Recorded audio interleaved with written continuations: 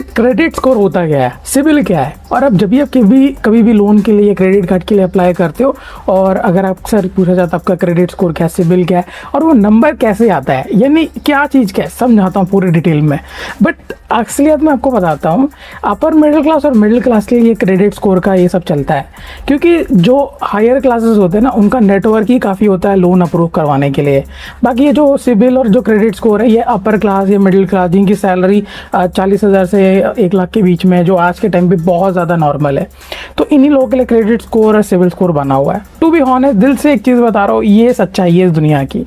चलिए आते हैं, ये सारे टॉपिक छोड़ देते हैं। क्रेडिट स्कोर में जो नंबर है वो बनता कैसे है।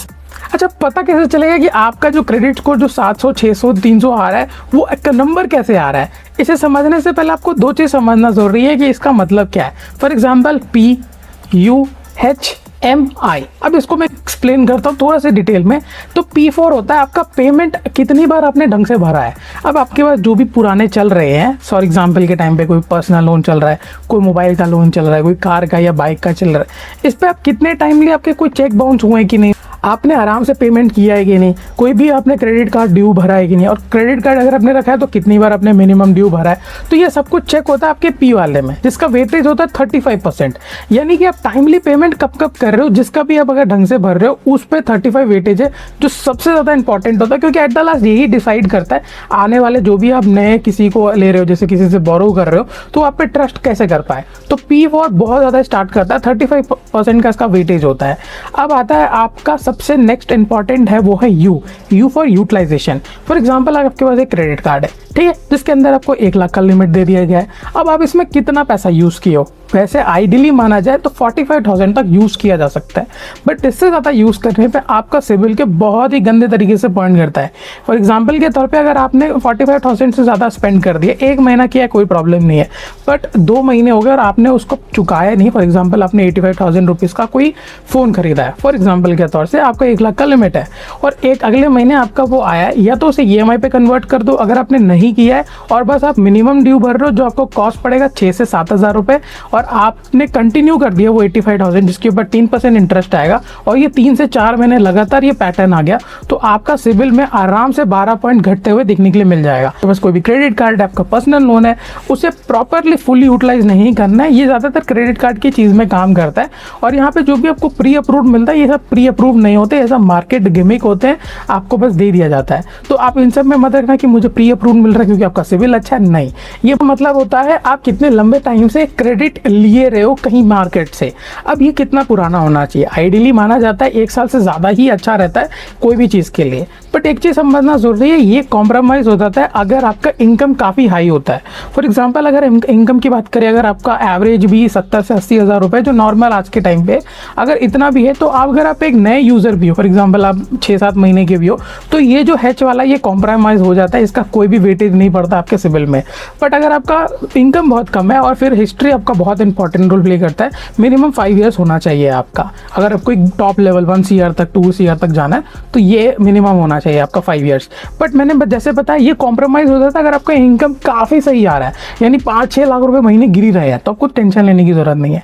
अब नेक्स्ट आता है आपका, यहाँ पर आता है mix, credit mix. Credit mix में अक्सर लोग गलतियाँ करते हैं। फॉर एग्जाम्पल किसी इंसान को मोबाइल खरीदना है, ठीक है, तो वो क्या करेगा, अपने जाएगा, कोई भी बजाज फाइनेंस हो गया या विजय सेल्स हो गया या कहीं पे भी, वो जाएगा वहाँ पे सामने से मोबाइल पसंद करेगा, सामने वाला बोलता है कि आपको क्या चाहिए, तो वो क्या करता है, ठीक है बजाज फाइनेंस से ले लो या आप कोई भी HDB सर्विस से ले लो, फाइनेंस सर्विसेज, यानी कि आपको एक तरीके का पर्सनल लोन देने की कोशिश करते हैं, जिसे हम कंज्यूमर लोन कहते हैं अगर आसान भाषा में मुझे समझाना है।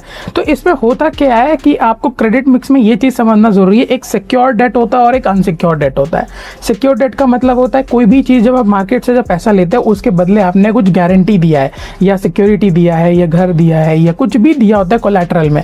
कोलैटरल मतलब आपने कुछ दिया है तभी आपको वो पैसे मिले हैं, तो वो सिक्योर्ड कैटेगरी में माना जाता है। और अनसिक्योर्ड में किसी तरीका भी आपने कुछ दिया नहीं है, बस चुपचाप पैसा लिया है और आपने हाई इंटरेस्ट पे लिया है, और ये ज़्यादा रिस्की होता है।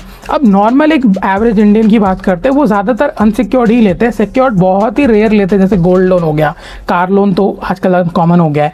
1 से 2 महीने पहले एडवांस देना पड़ता है, जिसे डाउन पेमेंट कहते हैं। यानी कि अगर फॉर एग्जांपल 18 महीने का ले रहे हो तो एक्चुअली में वो होता है कम से कम 20 से 21 महीने का, जिसका आपको 2 से 3 महीने का इंस्टॉलमेंट पैसा देना पड़ता है जो डाउन पेमेंट के माध्यम में काम करता है। तो क्रेडिट कार्ड से ले लीजिए, ज़्यादा पर्सनल लोन, कंज्यूमर लोन बनाओगे तो अनसिक्योर्ड कैटेगरी है, सबका क्रेडिट मिक्स ज़्यादा भारी होगा एंड वेटेज कम मिलेगा, तो उसकी वजह से आपका क्रेडिट स्कोर कम होते जाएगा। अब आता है नेक्स्ट सबसे ज़्यादा इंपॉर्टेंट है, वो है क्रेडिट इंक्वायरी। अब देखिए अक्सर ये कैसा, इसका नॉर्मल सा रूल बता देता है। पहले तो 90 दिन का गैप होता था कोई भी नया एप्लीकेशन कहीं भी बैंक में डालने का, बट अभी के टाइम पर 45 डेज का आप रुक सकते हो। कोई भी जैसे कहीं पे भी इंक्वायर किया और आपका रिजेक्ट हो गया तो इतना डेस्परेट नहीं होना, अगले दिन ही किसी बैंक में डाल देना। क्योंकि क्या होता है यहाँ पे दो टाइप इंक्वायरी होता है, एक सॉफ्ट इंक्वायरी और एक और हार्ड इंक्वायरी। सॉफ्ट इंक्वायरी वो होता है जब आप अपना सिविल स्कोर चेक करते हो और उसमें आपका किसी तरीके का भी कोई भी पॉइंट कम नहीं होता है। बट जब हार्ड इंक्वायरी होता है, किसी भी माध्यम से आप कभी भी चेक करना, कोई भी बैंक अगर आपका हार्ड इंक्वायरी करता है और एप्लीकेशन रिजेक्ट होता है, आप खुद देखना 3 से 4 पॉइंट पक्का गिर जाता है। इसके मैक्सिमम रीजन ये हार्ड इंक्वायरी बहुत ही गंदा होता है। तो जब भी आप किसी भी बैंक में अप्लाई कर रहे हो तो अगर रिजेक्ट हो जाता है तो पॉज कर देना है कम से कम 45 डेज तक। बट कोई अर्जेंसी है, आपको पैसे की ज़्यादा ज़रूरत है, फिर आराम से अप्लाई करें, क्योंकि इतना जल्दी आपका पॉइंट घट के इतना नहीं आ जाएगा। और 650 बहुत ही ठीक है, बट होना चाहिए आपका, मेरे नज़र से एक आइडियली अगर आपको कभी भी टेंशन फ्री होना है तो 750 के ऊपर होना चाहिए। अब तो ये थे कुछ मैंने जो पॉइंट आउट जो मैंने किया, इन सब पे ही ध्यान देना और आपको एक्सप्लेन कर दिया पूरी डिटेल में। स्टिल मेरे से कुछ मिस आउट हो गया होगा तो कमेंट में आप मुझे रिप्लाई दे सकते हो, या कुछ भी फीडबैक, सजेशन कुछ भी देना है। और मैंने कुछ ऐसे वीडियोस पहले ही बना के रखे हैं जो इस वीडियो में कवर नहीं किया, कि किस तरीके से अगर आपका फर्स्ट नेम और उस लास्ट नेम अलग अलग है तो क्या अप्लाई करना है, आधार और पैन, इसके बारे में बहुत पहले से मैं डिटेल में बात कर रहा हूँ 5-6 साल से। और उसके नीचे कुछ डिटेल वीडियो मैं नीचे डिस्क्रिप्शन में दे देता हूँ, तो चैनल चेकआउट कर लेना। कोई भी डाउट आता है आप बेफिक्र आप नीचे कमेंट में पूछ सकते हो। Bye bye.